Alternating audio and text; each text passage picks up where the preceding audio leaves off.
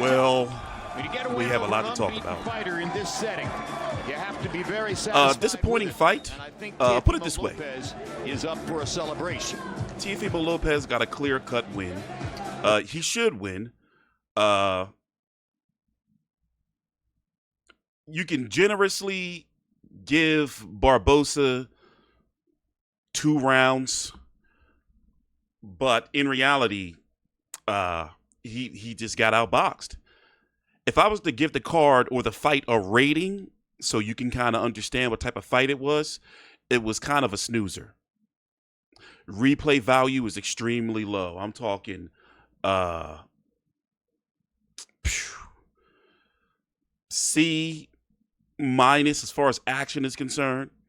Barboza had the biggest shot of the fight, however, despite him getting pretty much outclassed. There was this big right hand that came over and it hurt Teo's eye, actually cut him. But Teo still looks good and fresh at the weight. He can still compete.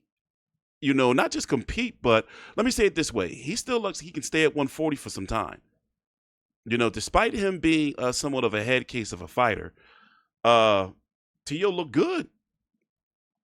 Now, the fight didn't live up to the hype, but also I'm going to go ahead and say Arnold Barboza is not the fighter that he was, at least to me, 5-6 years ago. I made a comment on my fight week preview for this video that Arnold Barboza was kind of not in his prime. I didn't want to say washed, but not the fighter he used to be when I first started watching him when he beat up Mile High Mike Alvarado. By the way, here's the punch stats. Pause it if you have to. Teo landed 126 to Barboza's 75-71 thrown to Barboza's 424. So nearly doubled the punches landed, and it just wasn't an entertaining fight. Now, let me say this before we listen to the cards in the post-fight interview. I am not happy with listen in. The scorecards. Max DeLuca and Eric Malinsky scored it 116-112. David Sullivan has it 118-110. All 3 to the winner by unanimous decision. And still, ring and WBO junior welterweight champion of the world, Teofimo. The takeover. Got smacked and couldn't avenge it. So I have some gripes with this card, more so the production, and I'm going to give you my thoughts after the interview, the post-fight interview with Teofimo Lopez and Mike Coppinger, or Coppinger, how do you pronounce it? I have some concerns because they sold this event to us that it was going to be some spectacle in Times Square and that all the fans would be able to watch. Well, if you can look here, and I'm sorry if I keep having a break. I don't want the zone to copyright me. If you look here, what do you see? It's closed off. It's we are here with the takeover, Teofimo Lopez. Congratulations. You were dominant in there. That was a vintage performance from you. How are you feeling? Well, first and foremost, I want to thank the higher power. I want to thank the divine, the universe. I've been telling myself this whole week, really, that anything that's happening is happening for me, not against me. And honestly, in all God's favor, this is his victory, not mine. So for everybody, I feel great, man. I feel reborn. And at 140, I've been at this weight for some time now, but we'll talk about me and my team growing up, maybe. Yeah. Yeah, you're the Ring Magazine champion at 140, but we know who you've been calling for, and that's Boots Ennis at 147. Are we going to see that next? You know me, guys. I go after the tough challenges. And, yeah, definitely, Turkey Al Sheet, His Excellency, and to everybody, the zone, and to Matchroom, Golden Boy, Top Rank, everybody that's played a part of this. Definitely, I want to see Boots. I'm Dora the Explorer, and I'm looking for Boots. Teofimo Lopez, you were incredible in there. Thank you and best of luck. Back to you, Jim. Wait, hold up. Before we give it back to Jim Lampley, the one and only, the icon, I just want to say I'm grateful to everybody. Listen, man, I don't know who needs to hear this, but whatever dream that you're doing, whatever you want to put into your life, It's you and you only. You create this. You're your own creator.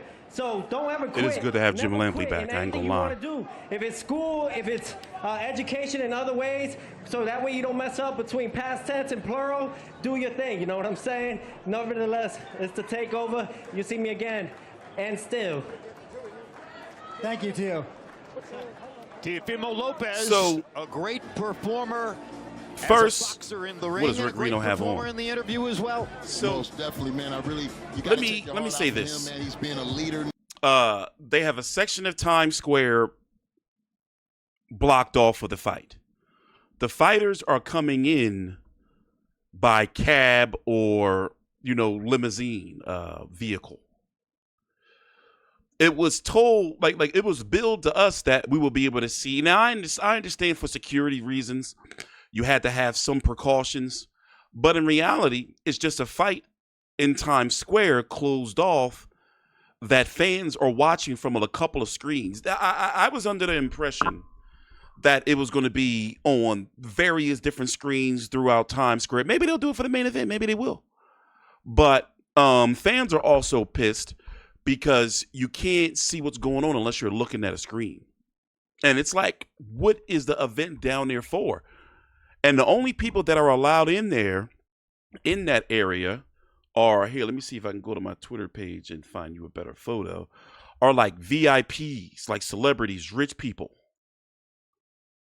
Rich people. And if you look, it's not really that big of a space. I just feel that, the way they promoted it, they hyped it up a little bit too much. I thought that they was going to have a way for, like, as you can see, they have it blocked off over here. Traffic's right here. They have the streets in the back blocked off, and then they have fans right here in the back, and then also on the other side as well. And in the back of this is a screen that they're watching on, but they can't see the fighters live. So what is, look, am I missing something? Am I missing something? So anyway, let's talk about Teofimo Lopez. I mean, listen, he's talking about moving up to 147. We talked about it earlier in the fight week. It was like, all right, that's a possibility. But in reality, he's not going to get Boots next unless Boots decides to drop his belt. But according to Eddie Hearn, that's not going to be what they're going to be doing. Boots Ennis, IBF WBA champion. Mario Barrios is in talks to fight Manny Pacquiao on July the 20th with Tim Tszyu and Fundora rematch on the undercard. Brian Norman Jr. is going to be heading over to Japan to fight Jin Sasaki. That's how you pronounce his name. I like this guy. He pulled up on Norman. He really wanted to fight. And depending on when this Gaiasol fight happens with Boots Ennis, they're kind of... What's Teofimo Lopez's next fight? Or is he going to wait, 8 months or maybe a year before... he fights? He's going to have to take an interim fight in between. And who is it going to be? Now, it doesn't look like he wants to unify at 140 pounds. He doesn't talk about it. In fact, remember, he's been talking about moving up for some time, ever since he got to 140 pounds. So unless it's Richardson Hitchens, who's going to be taking on George Kambosos in June in New York, Hitchens is expected to win. Pulio is going to be taking on... or room to be taken on Sabril Matias in the fun fight. That is going to be supposed to be in July on the same card as Hamza Shiraz, Edgar Berlanga, William Cepeda, Shakur Stevenson. And Gary Antoine Russell, we really don't know what he's doing yet, but isn't Harioka? That's how you pronounce his name? Hirioka? Isn't he like the mandatory by his way? I just don't understand what they're doing here. I just don't understand what they're doing. So, who is a good stay busy fight that's also not going to be some bullshit, because the Saudis and Ring Magazine, they don't put on bullshit fights. So, what's a good solid fight for him, if he's not getting Boots next? Now, could he fight the loser of Devin Haney, Jose Ramirez, or Ryan Garcia, Rolly Romero? I mean, would you want to see Teofimo against Jose Ramirez? I really wouldn't. By the way, this fight's about to start, and that's only 7:36 p.m. Eastern Standard Time. So they're using this time slot that they have in Times Square like very economically. Who would I want to see? I mean, a unification, but what's the point of the unification? I mean, I guess it would be fun to see Teofimo matched up against Richardson Hitchens in like a chess match. Look, the fighters are already on their way to the ring. But then, with that being said, the fight was underwhelming. The card right now, I'm gonna rate it. I'm gonna rate it a C as far as entertainment value is concerned. I can only give it a C. I'm not entertained. I'm TstreeT Controversy with Fight View 360. Thanks for watching. Please subscribe.